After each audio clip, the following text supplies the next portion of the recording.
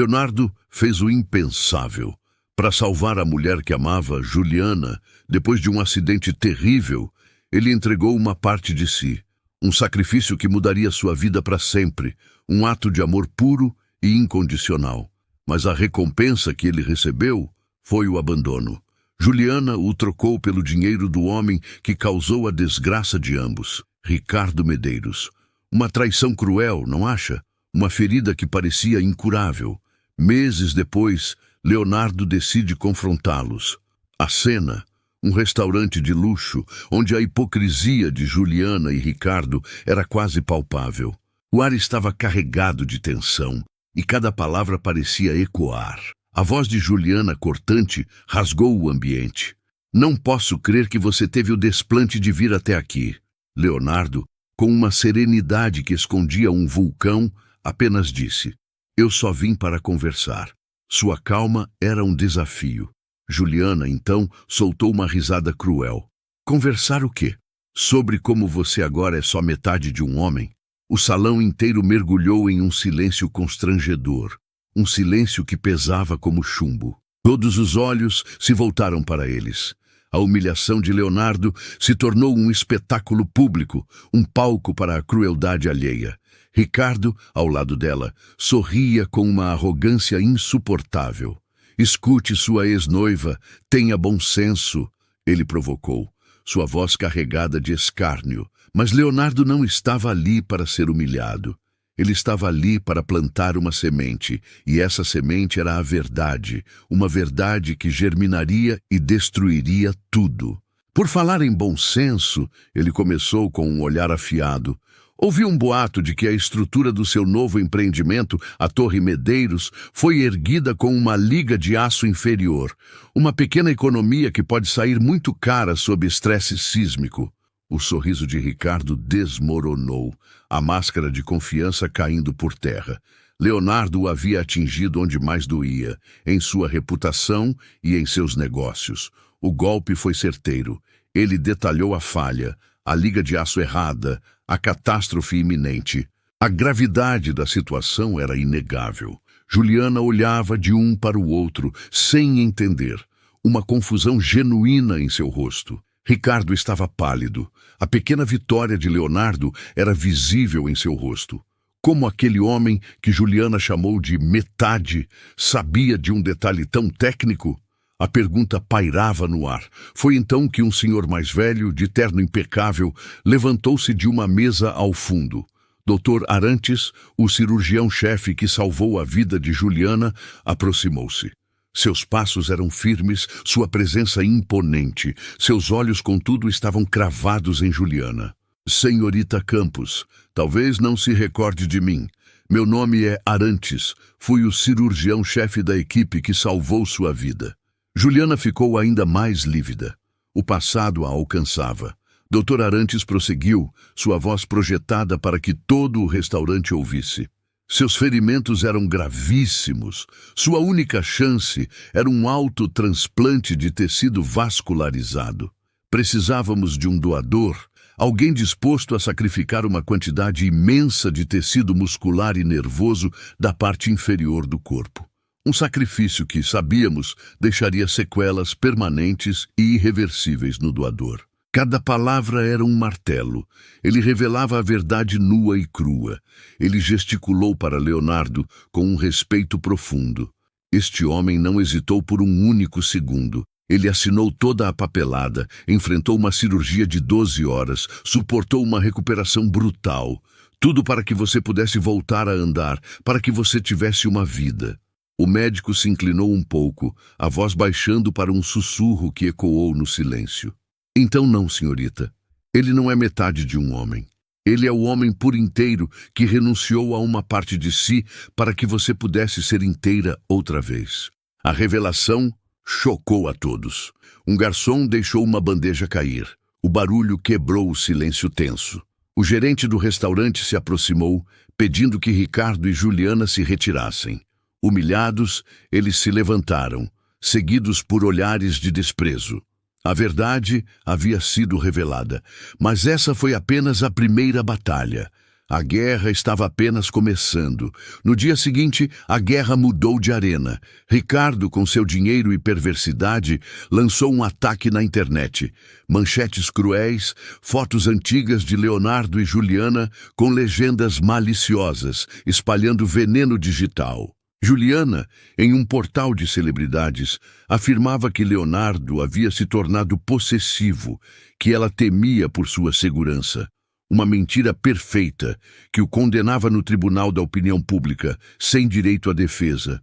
Mas Leonardo não estava sozinho. Dr. Arantes, com a fúria fria nos olhos, prometeu: eles não vão vencer com mentiras, Leonardo. Nós vamos revidar com a verdade. A determinação era palpável. E a verdade estava nas mãos de Leonardo. Ele havia guardado as plantas originais da Torre Medeiros, as provas da fraude de Ricardo. Ele conhecia cada brecha de segurança daquele lugar, cada ponto fraco. O plano, audacioso, a gala beneficente anual da empresa de Ricardo, na própria Torre Medeiros. Dr. Arantes conseguiria convites, faria um discurso, distrairia Ricardo e sua equipe. Uma cortina de fumaça perfeita. E Leonardo? Ele faria uma visita à sala de servidores. A noite da gala chegou. Luxo, música clássica, champanhe. Dr. Arantes no palco, exaltando a falsa integridade de Ricardo. Enquanto isso, nos porões escuros, Leonardo se movia como uma sombra.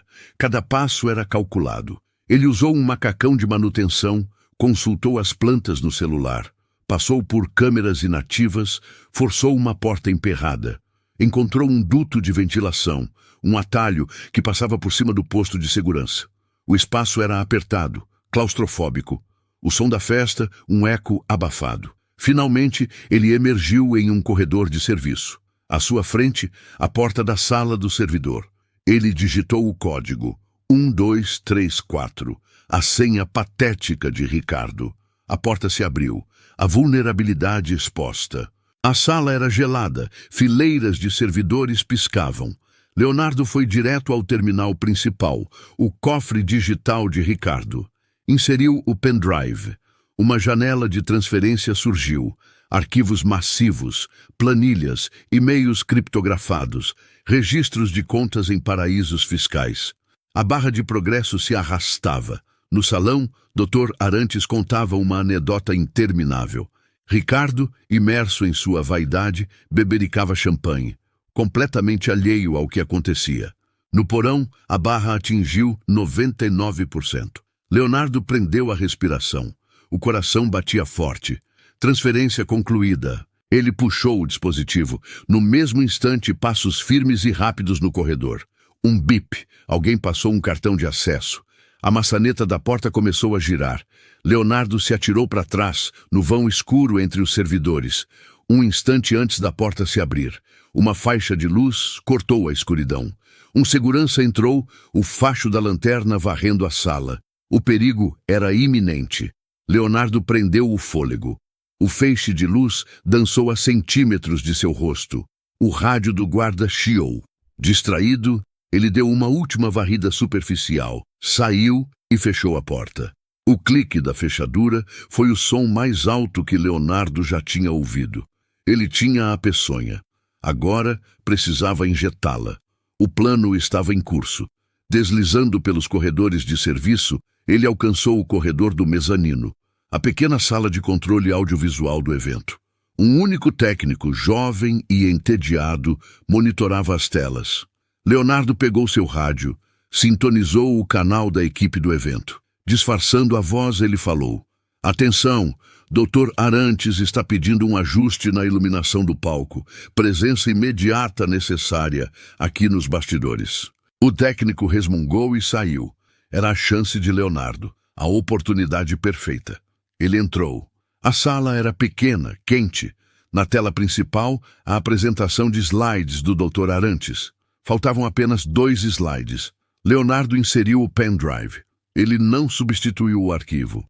Ele o adulterou. Inseriu um gatilho, um comando oculto que, em vez de avançar para o slide final, iniciaria uma sequência de imagens que ele havia preparado.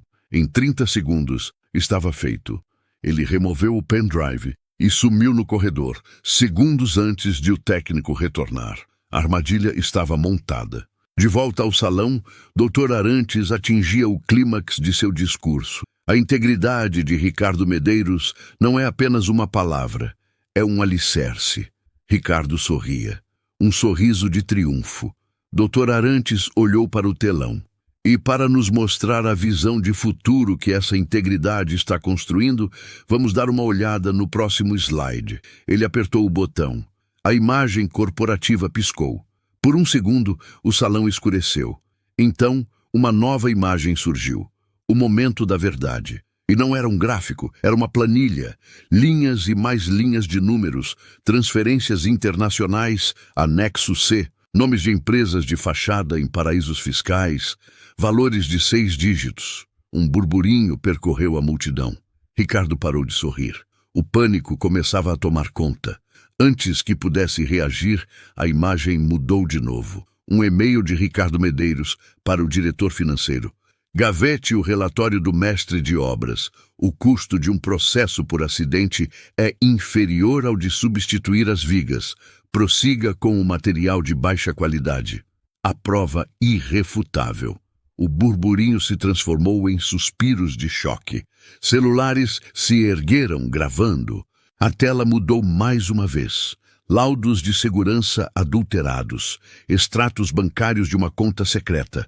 A prova era uma avalanche soterrando Ricardo em tempo real na frente de seus investidores, de seus amigos, da imprensa.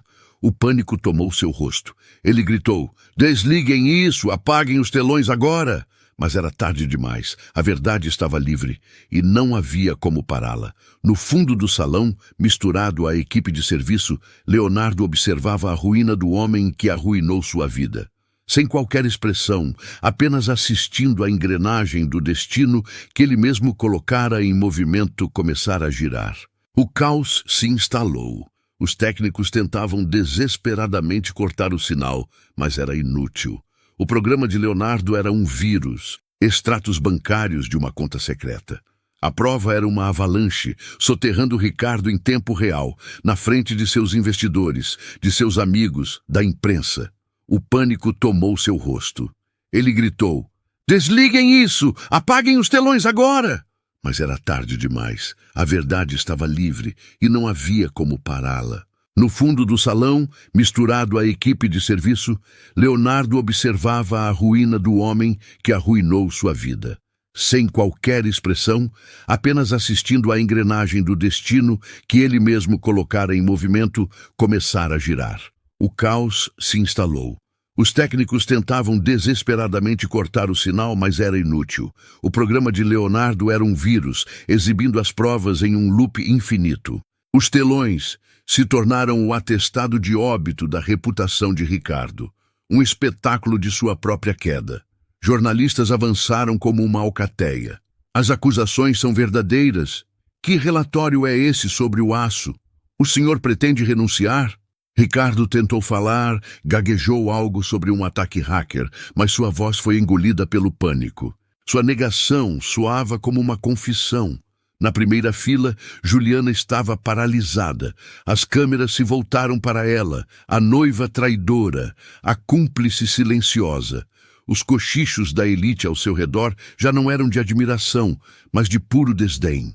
O julgamento público era implacável. Então as portas duplas do salão se escancararam com um estrondo. Não eram seguranças do hotel.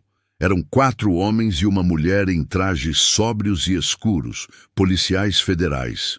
O homem na liderança, um delegado de rosto severo, foi direto para o palco. O barulho no salão morreu até se tornar um silêncio carregado de tensão. A festa havia terminado. O julgamento estava para começar. A lei finalmente chegava.